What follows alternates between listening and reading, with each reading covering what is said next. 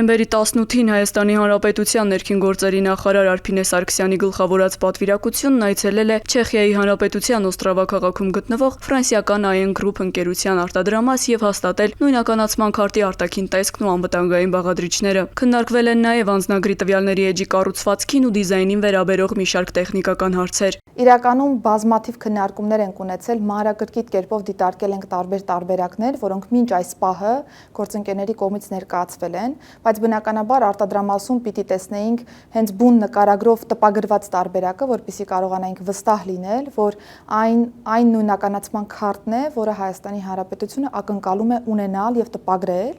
Պետք է փաստեմ, որ այսօր եւս բազմաթիվ տարբերակներ ենք քննարկել, տարբեր փոփոխություններ ենք կատարել արտաքին նկարագրում, դիզայնում եւ ի վերջո հաստատել ենք վերջնական տարբերակը, ընդ որում հենց այսօր արդեն իսկ մեկնարկել է հումքի մեծածավալ տպագրությունը։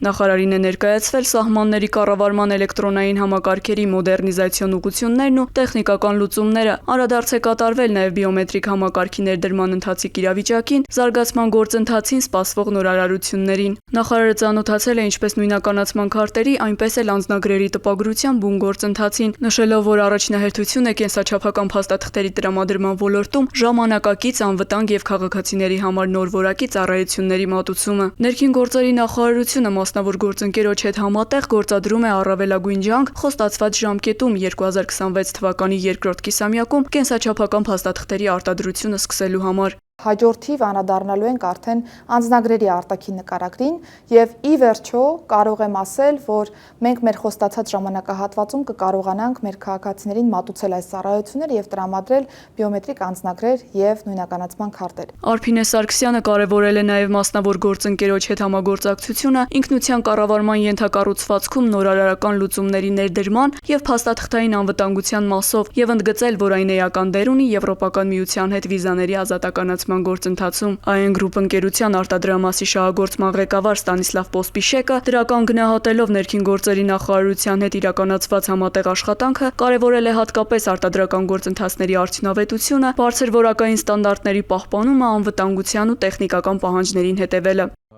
Հայկական պատվիրակության հետ հաջողությամբ իրականացրել ենք ID փաստաթղթերի արտադրության մեկնարկի համար անհրաժեշտ նախապատրաստական գործընթացները։ Մենք երկար տարիներ արտադրում ենք բարձրորակ նույնականացման փաստաթղթեր տարբեր երկրների համար։ Եվ ես ուրախ եմ, որ մեր թիմը նաև Հայաստանի Հանրապետության համար կազմակերպեց արտադրության նախապատրաստական փուլը։ Կարևոր է ընդգծել, որ Հայաստանի Հանրապետության պատասխանատու եւ համակարգված մոտեցումը վճռորոշ դեր է խաղում ոչ միայն հայկական ID քարտերի արտադրության հաջող մեկնարկի ապահովման, այլև երկարաժամկետ համագործակցության համար։